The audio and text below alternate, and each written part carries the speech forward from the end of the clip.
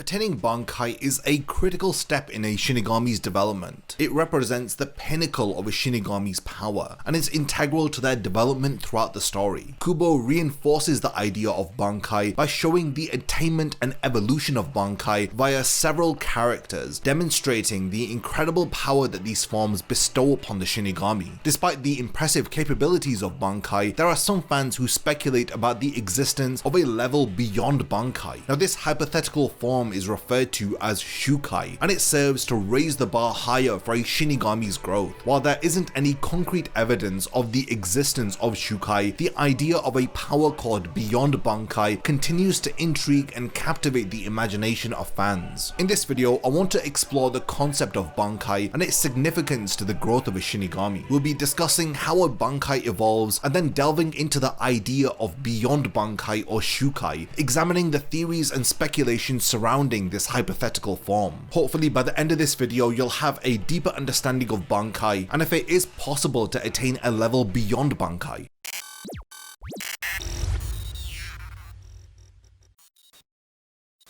Before the video begins, only 12% of the people who watch my content are subscribed to the channel. If you enjoy these videos, then subscribe and stick around for more content just like this. Now let's get back to the topic of the video. Within any given shonen anime and manga, it's very common for fans to desire something that exceeds the established power limits of that given world. Now this desire to go beyond the limits is shown in various different ways, such as achieving new levels of power, such as a level beyond Super Saiyan that was discussed during the Cell arc, which Goku had hinted at the possibility of after he had recovered from the heart virus. It was thanks to his theory of a level beyond Super Saiyan which had inspired Vegeta to enter into the hyperbolic time chamber. At this time, the Super Saiyan form was the established power limit of the Dragon Ball world, and it took us a while to see a character exceed this limit. It was via Gohan's transformation into Super Saiyan 2, which was proof that there was a way to break through that ceiling and attain an all new level of power. When it comes to Bleach, there is no further expansion upon the concepts of Shikai and Bankai, which are introduced in chapter 127. In recent years, a new edition has emerged within the Bleach universe which may surprise you. Now this edition isn't from the manga or the light novels, but from the very popular gacha game BLEACH Brave Souls. In 2021, it was announced that a select group of captains would receive their very own Beyond Bankai forms, with 12 exclusive forms released in the game. Now each of these forms has a corresponding story that attempts to explain the existence of this Beyond Bankai form. At first, I was very excited by this concept, especially since Kubo was supervising the designs for them. However, over time, I had become increasingly skeptical of this new edition. In this video, I want to analyze this Beyond Bankai concept and explore whether if such an idea can exist within the main Bleach canon. I'll also attempt to critically examine how some of these forms are implemented and designed into Bleach Brave Souls. It's essential to first understand the concept of Bankai. Now we first hear about it within chapter 127. It is the second release of a Zanpakuto and can only be attained after a Shinigami has achieved the first release, which is Shikai. While Shikai is attained through entering your Zanpakuto's inner world and interacting with it and learning its name, Bankai functions directly opposite to this system, as it requires the Shinigami to bring their Zanpakuto spirit beyond the confines of its inner world by manifesting it into the outside world. Bankai and Resurrection share a similarity in that they both require externalization of a Zanpakuto's true form and power. Now, a very important detail about Bankai is that they generally evolve over time, as the respective Shinigami grows in their mastery and understanding of their power. Bankai evolution can take on different forms, such as the learning of an all-new technique that did not previously exist in the Shinigami's arsenal, like we had seen with Byakuya and Yamamoto. It can also take up the form of a manifestation of an all-new or even different power than it had originally possessed, like we see in Hitsugaya's Bankai. In other circumstances, a Bankai can evolve to completely take on a different form, which is demonstrated via Ichigo's various different transformations and appearances of Bankai. Another example of a Bankai taking up a completely new form is of course Renji's true Bankai, which is shown during the 1000-Year Blood War arc. Now, understanding this evolution of Bankai is crucial in order to analyze the Beyond Beyond Bankai forms, because we can now question the plausibility of such a concept, whether if these exclusive forms that are featured within Brave Souls are realistic and rooted in the critical details explained about Bankai and the evolution of it within the manga. The specific criteria required for a Bankai to evolve is varied on a case-by-case basis, but going by each and every evolution of a Bankai that we've seen in the story, we can conclude that they occur as a result of intense training. Like in Byakuya's case, they can also appear as a result of a deeper understanding of oneself and the Zanpakuto, which was the case for Ichigo and Renji. A Bankai can also evolve as a result of a combination of both of these factors, which Ichigo has also demonstrated. But for all intensive purposes, as explained by Yamamoto in chapter 509, we can safely conclude that a Bankai is able to evolve. Now this leads us to the next aspect of my analysis of Bankai. There are multiple variations of souls within the Shinigami factions. There are human Shinigami hybrids like Ginjo Kugo. There are Shinigami holo hybrids like the Vizards and Tozen. Then there's Shinigami Quincy and holo hybrids like Ichigo. But what do these mixtures mean for how their powers are expressed? Well, for Shinigami human hybrids like Ginjo, they can manifest their Zanpakuto abilities along with their Fullbring abilities, and there isn't too much that's known about the Quincy and Shinigami powers that manifest together, because of how little we see these aspects of Ichigo's powers. But the most interesting and deeply explored variation of Shinigami hybrids is easily the Shinigami and holo hybrid. We get a very good look at how holo powers interact with a Shinigami's powers during the Arrancar arc. From there, we can conclude that Shinigami and holo powers can both be equally manifested. Ichigo and the Vizards are capable of doing so by manifesting holo masks, which enhance their physical abilities and grant them access to holo techniques. Now these abilities can also be used in tandem with their Zanpakuto powers, as we see with the likes of Ichigo and Love Aikawa. But the most interesting addition to this lore actually happens outside of the manga. On Kubo's exclusive fan club, Club Outside, he reveals that holo Shinigami hybrids like Ichigo and the Vizards can not only learn to use Resurrection, but they can even combine its power with their own Bankai and use both at the same time. Now this is given further credibility by the fact that Tozen could use a Resurrection after he had gained holo powers. Within Bleach Brave Souls, there isn't a whole lot that is said about these forms within the accompanying story content. Even the variations of the characters that are featured in those stories are an odd mixture of the lingering regrets of the Shinigami, Ruka's threads and Urazakuro's manipulation. So the versions of these characters are not actually the Shinigami that we know and love, but rather just some clones of them. But for some reason, the actual Shinigami are also capable of imitating the powers that are possessed by these versions of them for almost no real reason. Now the closest thing to an explanation that we get is in Ukitake's case, where he absorbs Shunsui's shadows and he gains a power boost from it. But for the most part, the other captains are able to manifest these abilities with little to no explanation, aside from a vague hint at some sort of training that was done. So when it comes to the story content, it's far too lacking in order to make any important contributions to this analysis. So the next best thing that we can do is to assess some of these forms and to question some of the reasoning behind their existence. The one great thing about these designs is that it's quite easy to determine what they were inspired by. For example, Kinpachi's Beyond Bankai form has clear inspiration from Yachiru's Shukai Sanpo Kenju. We see Kinpachi wielding both of these blades, and it adds a very cool detail in Kinpachi's normal attack string, where an invisible third blade strikes from above. This indicates that Kinpachi has gained the power of Yachiru's Shukai. In general, this Beyond Bankai form has a well thought out design which includes very plausible additions to Kinpachi's arsenal of abilities. But are these enhancements enough for it to be regarded as a completely separate form from Bankai? Now I'm going to come back to this question later on in the video. Now another design that outside of its cool visuals really had failed to impress me was interestingly Unohana's. I find it quite funny because both of these forms were released at the same time, and I found myself having rather strong opposing feelings towards each of them. Now the reason is that outside of the fancy attire, it differs very little from a regular Bankai. Now the only difference is that it allows her to manifest Minazuki as an attack, and it allows her to form blood constructs. I was very underwhelmed by this form because of how little novelty is included within its design. And if I was questioning the validity of Kinpachi's form deserving the title of Beyond Bankai, then I'm definitely going to be doing the same thing for Unohana's Beyond Bankai form. Now the final design I want to talk about is Shinji's Beyond Bankai form. It takes a great deal of inspiration from his holo powers, and his holification extends far beyond merely donning a hollow mask, as it appears to be a far greater transformation than just that alone, one that almost resembles a resurrection. He's also shown to be perfectly capable of using Sakanade's power while in this state, and it also shows him using some really novel techniques, like a Sero that incorporates the use of this ring-like construct. Overall, it's a fantastic design with rather cool animations. Now, after going over 3 of these different forms, I feel these 3 are representative of practically every variation of Beyond Bankai in BLEACH Brave Souls, which is why I didn't feel the need to analyze each and every single one of them. But if you want to see me make videos talking about each of the individual forms, then let me know in the comments. Now, Kinpachi represents captains who gain this power through the use of another's power, like Ukitake and Shunsui. Unohana's Beyond Bankai represents captains whose powers are evolved by some means, but despite this, they are still very similar to their actual Bankai. The Beyond Bankai forms of Hitsugaya, Yamamoto, Soifon, Urohara, and Komamura all fall under this category. Now, Shinji's Beyond Bankai form represents characters whose ascension to this power is solely based on their ability to manifest their hollow powers in a new manner. Now, this category is only shared by Shinji and Tozen. Now, with each of these forms classified, it begs the question, just how plausible is it for these forms to exist within the main Bleach story? If you want my honest opinion, I think that it's possible for some of these powers to manifest, but not as some mythical, legendary step of power that exists beyond Bankai, but rather as an evolution of their actual Bankai. For instance, Kinpachi's Beyond Bankai form can exist as a result of him learning to control Nozarashi's power, to the point that he is capable of accessing Yachiru's powers. Now, whether if Kinpachi himself would want those abilities is another question entirely. Soifon's Beyond Bankai form could exist as some sort of evolution of her actual Bankai, due to her training or gaining a better understanding of herself. Shinji's Beyond Bankai could simply just be a combination of his Resurrection and Zanpakuto powers, something that has already been confirmed to be possible by Kubo himself. So despite all of this, is it actually possible for a Shinigami to acquire a form beyond Bankai? Well, the only real answer is that we can't tell, because Kubo could wake up one morning and decide that there's actually 7 higher steps above Bankai, and there isn't much that we can do to argue against that. But what I can say for certain is that based upon the current lore of Bleach, it seems to be highly unlikely that a Beyond Bankai form can exist. Now, the reason that I had gone into such detail about the nature of Bankai in the first place was to establish that a Bankai form represents the absolute truth of a Zanpakuto's existence. The very means by which a Bankai is activated is most representative of this fact. It's why there's practically no room in the narrative for a form that exists beyond Bankai. I mean, transformations like Ichigo's Dangai state are all but evolutions of his Bankai, and not a power that is separate from it. So in theory, all of these forms can still exist within the Bleach story, but not in the way that Brave Souls is selling it to you. And this is apparent when you consider how lacking the narrative reason is for the existence of these forms within the game. They exist mainly to sell the game, and outside of some really cool designs, they are inaccurate to the lore of Bleach that is established within the manga. So in my opinion, I believe that there's no real possibility of the existence of a Beyond Bankai state, but these forms can exist as evolutions of a user's current Bankai. But who knows what the future holds? We'll just have to wait and see what Kubo decides to do in the upcoming stories of Bleach. Will he introduce multiple levels beyond Bankai, like how the Super Saiyan transformation in Dragon Ball has just gotten to ridiculous levels now? Or will he keep things just the way that they are? I would love to know all of your thoughts about this concept of Beyond Bankai or Shukai. Do you agree with my reasoning, or do you think that the Shinigami should be able to break through the established power limits in order to attain an all-new form? I would love to know all of your thoughts in the comments, so definitely continue the discussion. And lastly, thank you for making it to the end of this video, and I can't wait to see you in my next Bleach Explained video.